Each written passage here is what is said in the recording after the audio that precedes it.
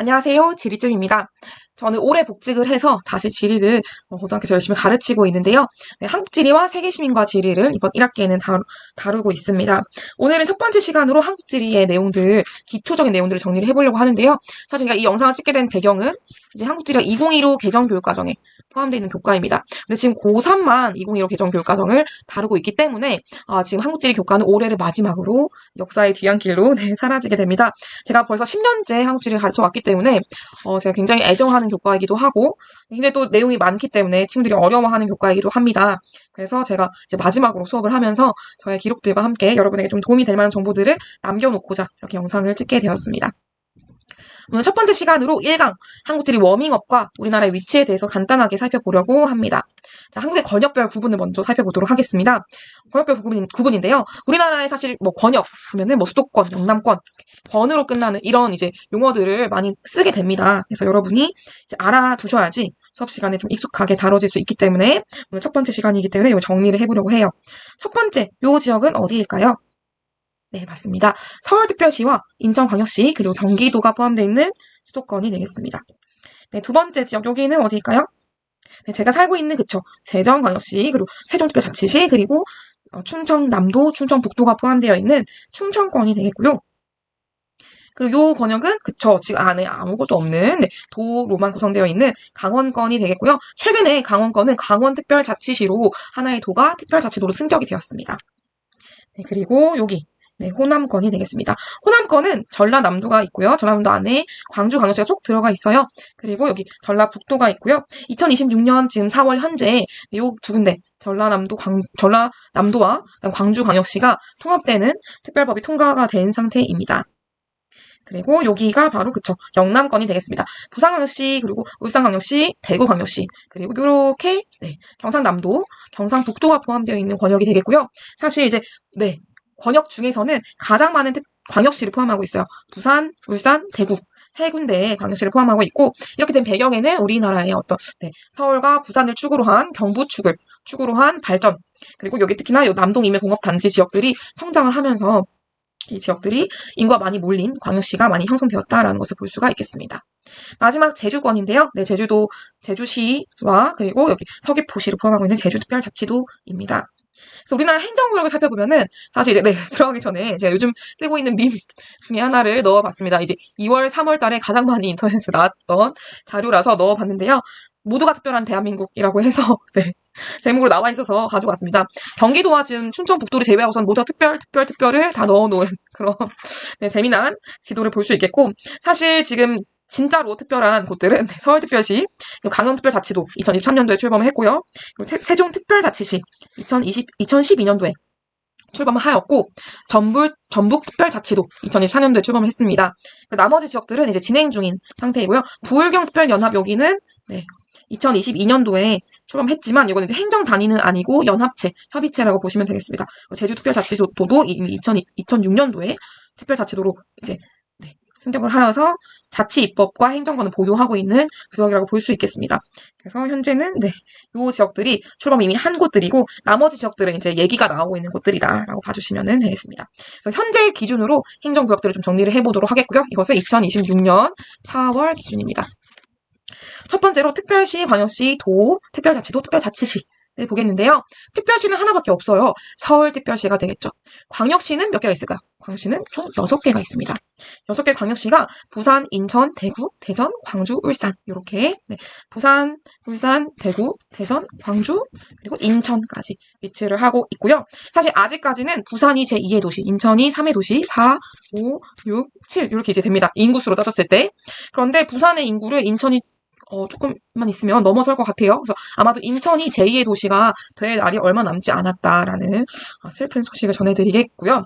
지금 서울, 인천, 경기가 포함되는 수도권의 인구가 너무나 급증하고 있는 상황이다 보니까 부산, 울산, 대구, 대전, 광주 같은 정말로 이제 수도권은 아닌 광역시의 인구들을 주춤하거나 좀 줄고 있는 상황입니다. 그래서 이런 좀 슬픈 상황을 공유를 해드리겠습니다. 마찬가지로 도를 보면은 도도 지금 6군데를 제가 정리했는데요. 사실은 8도였는데 이제 2군데가 빠졌습니다. 특별자치도로 승격이 됐기 때문에 6개의 도가 현재는 있다라고 보시면 되겠습니다. 경기도, 충청북도, 그리고 충청남도, 전라남도, 경상북도, 경상남도가 있겠고요. 2군데 승격된 도가 바로 강원특별자치도, 전북특별자치도가 됩니다. 그리고 제주특별자치도는 이제 기존에 2006년도에부터 이제 승격되어 있었던 특별자치도가 되겠고요. 마지막 특별자치시가 딱 한 군데 있죠. 어딜까요? 맞습니다. 세종특별자치시가 이렇게 붙어 있습니다. 그래서 우리 행정구역들을 일단 큰 덩어리들을 정리를 좀 해보았습니다. 마찬가지로 사실 이 지역 구분이 전통적인 지역 구분이 있어요. 요거는 이제 조선시대부터 구분이 되었던 방식들인데요. 이것들도 우리가 알아둘 필요가 있기 때문에 제가 미리 첫 번째 워밍업 강좌에 넣어봤습니다. 조선시대에 사실 팔도가 있었어요. 그쵸? 우리 팔도 강산이라고 해서 팔도 요즘에는 여러분이 제일 유명한 팔도 비빔면으로 굉장히 익숙한 지명인데 팔도 하면은 조선시대 전체 우리 한반도를 일컫는 말이었습니다. 왜냐면 함경도, 평안도, 황해도, 강원도, 경기도, 충청도, 전라도, 경상도 1, 2, 3, 4, 5, 6, 7, 8 그쵸? 딱 8개의 도가 있었어요. 그런데 이것이 사실은 지금은 이렇게 좀 나눠져 있죠. 그래서 강원도는 사실은 지금 북한에도 있고 남한에도 있고요. 나머지 지역들은 이렇게 지금 남북으로 나눠져 있는 상황이다 보니까 우리는 이 남한에서 팔도를 구성하고 있었는데 그 중에서도 특별자치도로 강원 특별자치도와 전북 특별자치도가 승격이 되면서 조금 나눠진 상황입니다. 그래서 조선시대에도 팔도가 있었다라는 것을 기억을 해주시면 좋겠습니다. 그래서 조선시대에는 이 팔도를 이렇게 얘기를 하기도 하지만 또 뭐 관서지방, 관북지방, 해서지방 이런 식으로 전통적인 지역 구분을 하기도 했었어요. 그래서 이 이름들을 조금 익숙하게 배워놓을 필요가 있기 때문에 이 지도를 넣어봤고요. 지금 보시면은 첫 번째 관북, 관서, 관동 세 군데에 지금 공통된 글자가 있습니다. 그렇죠? 관북, 관동, 관서. 그래서 관이라는 글자가 좀 중복되고 있는데요. 이 관이 뭘 의미하는가? 바로 여기 이제 표현해 놓은 천령관, 관자를 딴 것입니다. 그래서 천령관을 기준으로 북쪽 지역을 관북지방, 그리고 얘를 기준으로 동쪽 지역을 관동지방, 얘를 기준으로 서쪽 지역을 관서지방이라고 구분을 합니다. 천령관이 첫 번째 기준이 된다는 사실을 기억해 주시면 좋겠고요. 두 번째 기준 조령입니다. 조령, 이 조령, 영의 남쪽이라고 해서 영남지방이라는 이름을 붙이고 있고요. 영남, 네, 뭐 조영남이라는 옛날 가수도 있었지만 영남지방은 경상북도와 경상남도, 부산광역시 그리고 울산광역시, 대구광역시를 포함하는 지방이 되겠습니다. 그래서 이걸 통틀어서 영남지방이라고 읽기도 한다라는 것을 알아두시면 좋겠고요. 조령이 문경에 있어요. 우리 최근에 유명한 왕사남 이라는 왕가 사는 남자라는 영화가 있었죠. 이 영화에서 수능에 유배가 된 이제 금성대군이 있었습니다. 굉장히 잘생긴 이준혁 배우가 연기를 했던 금성대군이 있었는데요. 이 금성대군이 유배를 당했던 수능이라는 지역이 사실은 문경에 있다고 해요. 그래서 이 조령이 문경에 들어가 있고 이 문경에 수능이 있어서 제가 얘기를 잠깐 해봤고요. 문경세제라고 하는 것이 사실 그 안에 조령이 들어있어요.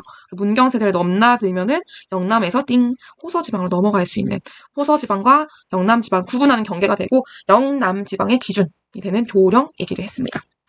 그 다음에 보시면은 호강 이라고 있어요. 지금 이렇게 빠지는 강입니다. 네, 색깔을 제가 좀 바꾸고 싶은데요. 잘 뜨지가 않네요. 그래서 이렇게 지금 빠지는 이렇게 내려와서 이렇게 빠지는 강인데요. 이 호강이 사실은 금강 우리가 알고 있는 금강의 옛날 이름이에요. 이제 호강을 기준으로 이렇게 빠지기 때문에 요 강 기준 서쪽 호서지방 그리고 여기 기준 남쪽 지방 호남지방 이렇게 해서 호서지방과 호남지방을 또 구분을 합니다. 그래서 호강을 기준으로 얘는 구분을 하는 전통 지역 구분이 되겠고요. 그 다음에 경기지방은 사실은 어떤 기준이 아니라 서울 경자고요. 주변 기자입니다. 그래서 서울이 이렇게 있고 서울 주변으로 표현되어 있는 이 지방을 다 통틀어서 경기지방이라고 우리가 부르고 있고요. 마지막 해서지방으로 남아있는 게 있어요. 해서지방은 뭐냐? 철저히 서울 중심주의 입장에서 생각하시면 돼요. 왜냐면 서울에 왕이 살았기 때문에 조선시대 때는 왕이 보니까 왕이 있는 서울 기준으로 바다가 있고요. 바다 서쪽으로 이 지방이 있습니다. 그래서 바다 서쪽에 있는 지방이라고 해서 해서지방이라고 구분하는 전통적인 지역 구분들이 되겠습니다. 그래서 지금 여기 나와 있는 이 단어들이 여러분 익숙하게 정리해 주시면 좋겠고요. 그다음 마지막 하나 남은 게 있죠. 반동지방을 두 가지로 구분을 하는데 태백산맥의 높은 대관령을 기준으로 영서지방, 서쪽에 영서지방, 그리고 동쪽에 영동지방 구분을 합니다. 그래서 이것 또한 정리를 해두시면 좋겠습니다.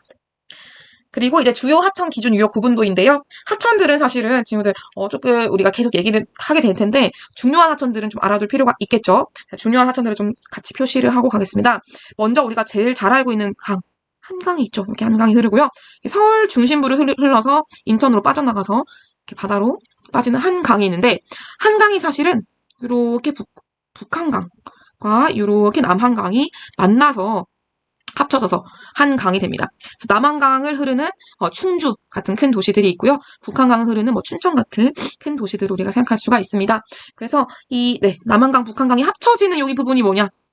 여기가 남한강과 북한강이 만나는 두 개의 물이 만나는 지역, 두물머리라고 부르는 지역이 되겠고요. 두 개의 물이 만난다라고 해서 얘를 한자로 바꾸면 두 개의 물, 양쪽의 물이 만나는 지역, 양수리라고 부르는 지역이 있습니다. 양평이 있어요. 경기도 양평에 있는 양수리가 있고요. 이 양수리에서 만나서 한강에 쭉 빠지는 구조를 가지고 있다라고 생각해 주시면 되겠습니다. 그리고 우리나라에 사실 4대강 하면은 우리 이명박 대통령 시절에 구 대통령 시절에 4대강 사업을 했습니다. 근데 요때 이제 치수를 위해서 물을 다스리기 위해서 네 가지 농업에 큰 의미를 갖는 강들을 이제 치수 사업을 했는데요. 그때 다루었던 강이 바로 한강이 됐고, 그리고 이렇게 빠져서 부산을 지나서 진주를 지나서 남강이 합쳐져가지고 부산을 지나서 빠지는 낙동강, 이제 두 번째로 큰 강이 되겠죠. 그래서 낙동강, 한강, 그리고 이렇게 또 홍서지방을 흐르는 금강, 그리고 마지막 이렇게 빠지는 영산강, 호남 평야를 지나가는 영산강. 이렇게 네 가지 강을 치수를 위해 4대강 사업을 했습니다. 그래서 이 4대강, 한강, 낙동강, 금강, 영산강들을 기억해 주시면 좋겠고요. 섬진강이 사실은 영산강보다 좀 더 길어요. 섬진강 시인이라고 김용택 시인 이런 분들도 굉장히 유명하신 분들이 계시고 섬진강이 굉장히 긴 강인데도 불구하고 이 4대강에 포함되지 못한 이유는 농업에 큰 영향을 주기가 어려운 유량이 조금 적은 강이고 좀 수위 변도가 큰 그런 강이기 때문이었다라고 보시면 되겠습니다. 그래서 남한에 있는 큰 강들을 우리가 정리를 쭉 했고요. 북한의 강들을 보시면은 이렇게 지금 쭉 있죠. 북한의 강들을 보시면 이제 큰 강들이 있어요. 일단 대동강 이렇게 대동강이 이제 평양을 지나가기 때문에 중요한 강이 되겠고요. 또 이렇게 이제 개성을 지나가는 임진강이 있습니다. 그리고 또 여기 지금 보시면은 이렇게 이제 우리나라 북한 쪽에 위쪽에 이 라인이 두 번 이렇게 튀어나왔다가 들어갑니다. 두 번째 튀어나온 요 지점이 바로 백두산이 위치하고 있습니다. 백두산 꼭대기에 천지가 있죠. 이 천지에서 발원한 물이 이렇게 동해로 빠지는 하천이 있고요. 이렇게 서해로 빠지는 하천이 있습니다. 그래서 이 천지에서 발원한 물로 두 개의 강이 분류가 되는데 첫 번째 동해로 빠지는 하천이 바로 두만강이 되겠고요. 서해로 빠진 하천이 압록강이 됩니다. 이 강 두 군데도 자주 나오는 강들이니까 알아두시면 좋겠습니다. 나머지 강들은 쭉 보시면 되겠고요. 제가 필요할 때 다시 한번 설명을 드리도록 하겠습니다. 그리고 이제 중요한 위치들을 제가 표시를 했는데 사실 이것들은 이제 제가 마지막 단원에서 정리를 하기 전에 이렇게 지금 캡처를 해두시고 위치들을 가끔씩 심심할 때 봐주시면 좋겠습니다. 그리고 역시나 충청권 위치들도 cap처를 해두시고 봐두시면 좋겠고요. 요즘에는 한국의 한반도 전체 지도를 주기보다는 이렇게 충정권, 아니면 충남 지역 이런 식으로 딱 권역별로 지도를 주고 수능이나 모의고사에서 많이 나옵니다. 그래서 친구들 요 이제 지도를 지금 캡처를 해두시고 위치들을 파악해 주시면 좋겠고요. 자주 나오는 위치들이 이렇게 표시가 되어 있으니까 참고를 해 주시면 좋겠습니다. 각각의 지역들의 유명한 것들은 제가 마지막에 이제 우리나라 지역 구분할 때 그때 정리를 다시 하도록 하겠습니다. 그래서 첫 번째 강의는 이렇게 이제 오늘 정리를 좀 해보려고 하고요. 전통적인 지역 구분의 이제 경계들, 정리했던 것들이기 때문에 한 번 더 정리를 해주시면 좋겠고요. 오늘은 이렇게 정리를 해보도록 하겠습니다. 자, 우리 지리를 배우면은 여러 가지 장점들이 있지만 저는 사실은 개인적으로 한국 지리를 배우면서 여러분이 자연과 인문환경 특징을 이해를 하고 그래서 인류가 어떻게 살고 있는지 인류 공동체 의식을 좀 가지게 되면서도 또 서로에 대한 존중과 배려, 소통을 가지게 되면 좋겠다라는 마음으로 가르치고 있습니다. 그래서 앞으로 여러분 저와 함께 같이 지리 공부를 열심히 해 나가시면 좋겠고요. 다음 시간에 또 뵙도록 하겠습니다. 네, 감사합니다. 첫 번째 강의는 이렇게 마치도록 하겠습니다. 감사합니다.